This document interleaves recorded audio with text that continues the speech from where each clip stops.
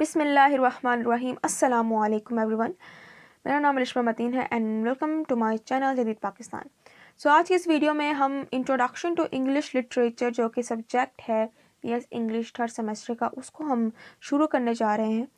और आज से हम स्टार्ट करेंगे पोइट्स को पढ़ना, उनकी इंट्रोडक्शन, उनकी लाइफ, उनके वर्क्स और जो पोएम्स एलिजीज इस बुक में दी गई हैं, मेंशन है, उन सबको हम स्टडी करेंगे।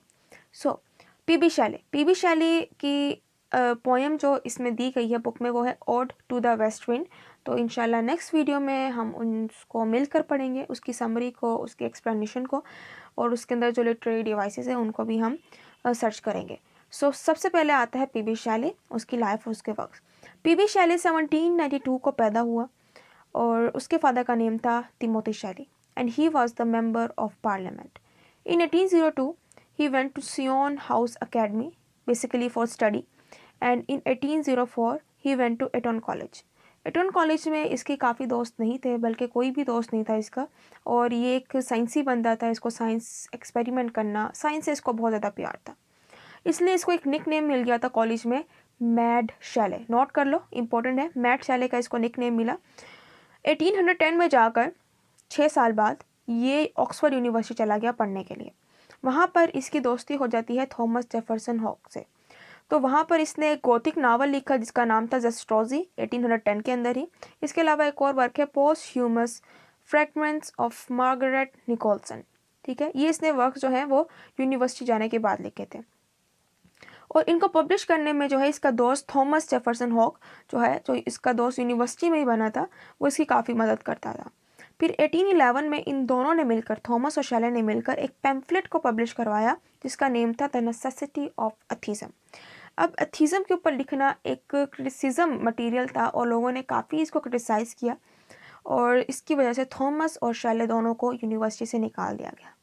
19 साल की उम्र में शैले हैरियट वेस्टब्रुक नामी एक लड़की जो कि 16 साल की थी उसके साथ भाग गया। वजह यह थी कि हैरियट जो है उसको काफ़ी थ्रेट्स देती थी कि मैं सुसाइड कर लूँगी और ये और वो, तो इस वजह से जो है प्रेशर में आकर भी बेबी शैले जो है वो इसके साथ भाग गया। इसकी वजह से उसके फादर को काफ़ी दुख हुआ क्योंकि शैले एक रिच फैमिली से बिलोंग करता था और उसने जो है अब एक नीची फैमिली, एक वेस्टब्रुक फैमिली से जो है वो रिलेशन बना लिया था। फिर आती है एलिज़ा वेस्टब्रुक जो थी, ये हैरियट वेस्टब्रुक की बहन थी और एलिज़ा जो है एक तरह से मेंटली शैले को बहुत ज़्यादा टॉर्चर करती थी और हर वो काम जो उसके काम होते थे वो निकलवा लेती थी शैली से। तो शैले जो है काफ़ी तंग था एलिज़ा से। कंक्लूजन ये निकला कि हैरियट और एलिज़ा जो है वो वापस अपने घर चले गए। इसी दौरान जो है शैले ने क्वीन मैप लिखी जो कि एक फेमस, नोट कर लो, क्वीन मैप इसका फेमस वर्क है। ये एक यूटोपियन एलेगरी है, ये एक फिलोसफिकल पोएम है जिसने 1813 में लिखी और फर्स्ट लार्ज पोएटिक वर्क इसका कंसिडर किया जाता है। फिर बाद में जो है इसकी मुलाकात होती है रॉबर्ट साउथी से। रॉबर्ट साउथी जो है इसको बताता है विलियम गॉडविन के बारे में कि विलियम गॉडविन जो है मेरी इंस्पिरेशन थी जब मैं तुम्हारी उम्र का था, तो मुझे लगता है कि तुम्हें उससे मिलना चाहिए। तो शैली विलियम गॉडविन को एक लेटर लिखता है जिसमें वो कहता है कि मैं बहुत अमीर हूँ, ये वो, मैं आपसे मिलना चाहता हूँ।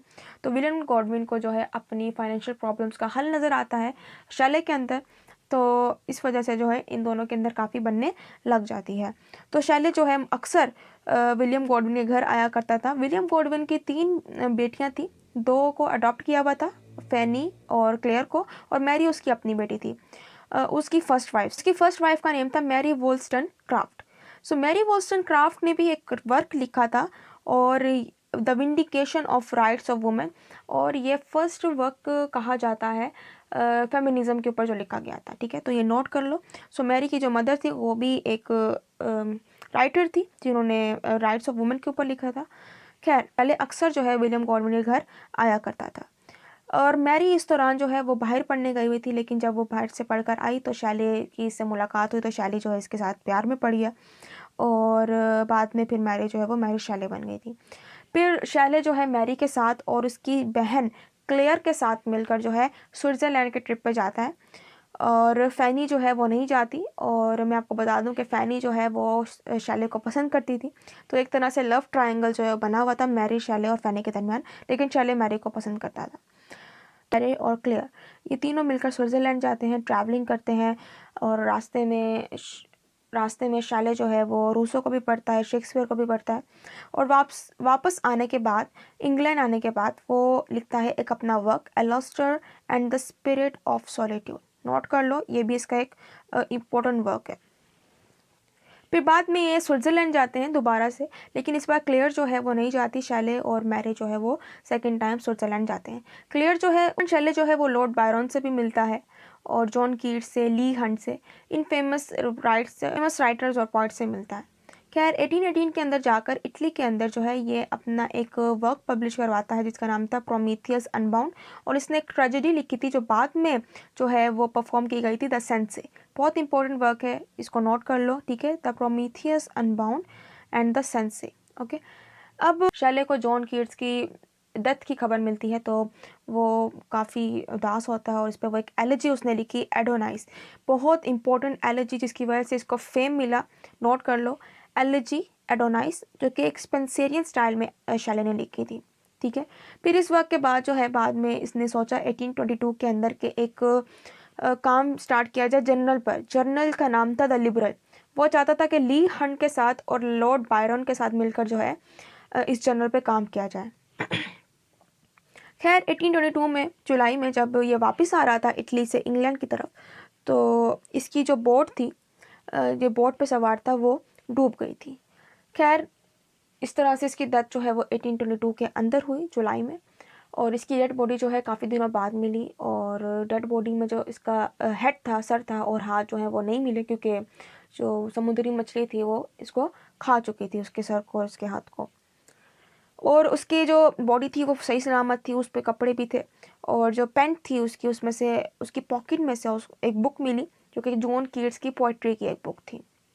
खैर फिर इसकी डेथ सेरेमनी की गई और इसकी जो कब्र थी उसके ऊपर शेक्सपियर के famous play the Tempest Shakespeare का एक प्ले है, और उसके अंदर एरियल जो कि एक करेक्टर है, उसने कुछ लाइंस बोली थी, तो वो फेमस लाइंस जो हैं वो उसकी ग्रेव पे लिखी गई हैं।